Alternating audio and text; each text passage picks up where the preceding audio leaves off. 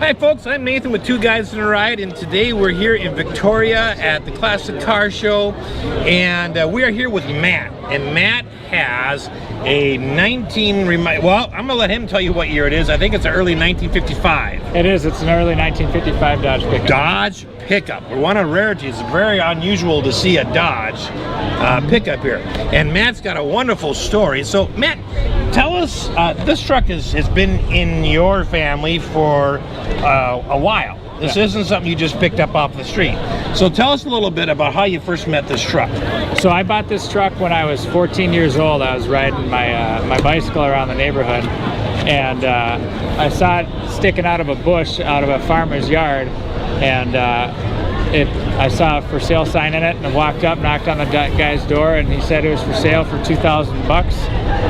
So I worked my tail off for 3 months of the summer, came back with $2,000, and I bought it then, and it ran. And it ran? Yep, it ran and it drove. It didn't look like this, but it did run and it did drive. And it was originally the what do you call it, a farm green? Yep, it was the OD green. Okay. Yep. And then, okay, so then you got it and you drove, you worked all summer, saved up that $2,000. Yep. So you're 14 years old, you must have done something to the truck. Yep. As soon as you could afford it. So then my brother, Joe, who's a couple years older than me, we rented an industrial sized sandblaster and sandblasted the truck right in the driveway. And we knocked out my neighbor's pool with the silica sand that got in the air. Oh no! That's a whole different story. So, anyways, we sandblasted it, put a cheap Mako paint job on it, and then I drove it as my daily driver in high school.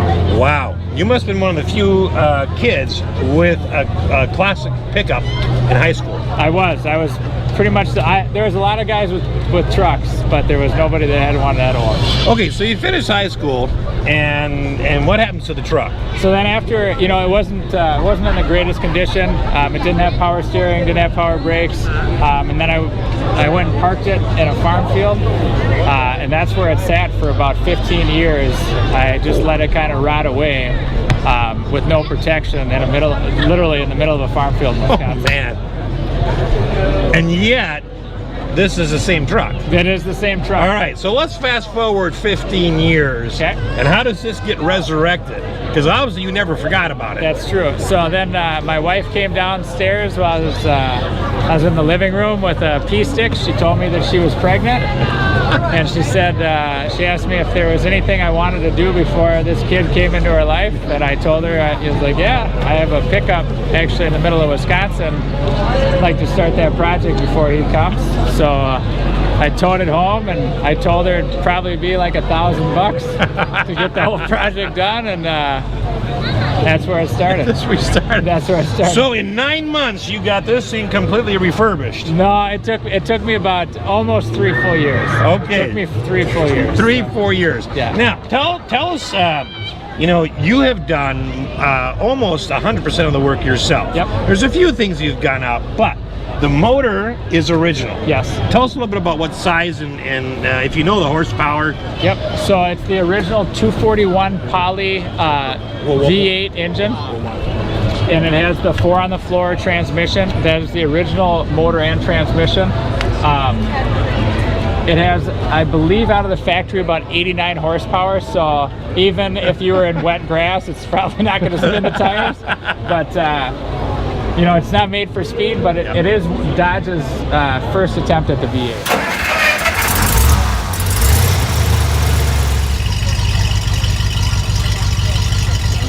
Okay. So this was the kind of like the prototype to the Hemi that then came the year after. So in the early 55, they came out with the Poly, and then they came out with the hemispheric extension later. Okay, so if you were to order parts for this, you'd actually have to order for a 54.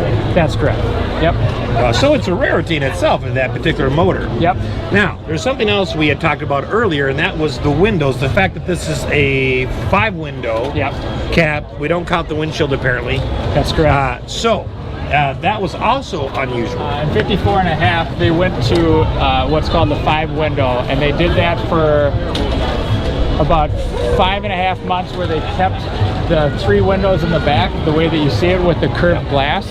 And then they went to a larger window like Chevy had Okay. for the rest of 55. And when you have the larger window, you'll also have the bigger engine, the 318. Okay. And when you redid the back, there was no kit for a Dodge. That's correct. So how did you make the back? So The floor. the wood is just from Home Depot. It's a bed.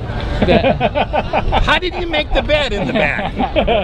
I figured beds are going to sleep The in. bed's just made from oak wood, or yeah, it's out of oak, and then it's American. The stain is American hickory, I believe, Okay. with a clear color. And then you couldn't find the chrome strips. Right. So then I just drilled the holes from a Chevy kit. Okay. And put those And put in, those in. And then when you design the interior, sort of the colors and everything that you pick. Now this is actually a 2016 F-150. Yep. This is what you see every day on the highway. This is F-150 blue. I think it looks better here. I think it does too. I think it does too. This is- Somewhere the Dodge brothers are rolling over in their grave. Yeah, I know. Blue on a Dodge. I know. They probably weren't too happy. Yeah, so it's Blue Jean Blue is the name of it. Oh. And they put that on F-150s. Okay, and then on the interior, which we'll have a shot of to overlay here, but you obviously picked out all the colors and the fabrics and everything to go on the inside. I didn't pick them out. My wife did. So one thing that I learned as a young married man was to get your wife to buy into the project in which you're doing, because she'll support it. So my wife picked this color out. She picked the paint. She picked the interior color, and then she also picked the walnut wood stick, the stick shift. Shift handle. Yep, the handle itself, and then she had it engraved off Etsy, the 1955. Okay, and you actually were telling me you have pictures of your son from a baby Yep. up through the next 3 years in this pickup as it was being restored. That's right. Oh, so what a neat story. And then eventually he'll be old enough to drive this. This will be his truck when I'm gone. Yep, Oh man. that's correct. You notice he said when he's gone, not when he turns in. No, yeah, that's right. That's not when he's 18. Not when he's Dad's Sorry. gonna hold on to it for quite Sorry, a while. son, if you're watching this video at 55, you got a lot more years to wait. Well, man, I tell you what, thank you so much for sharing your story with us. Thank you. Appreciate your time. What a wonderful story and a beautiful vehicle. Thank you. Appreciate it.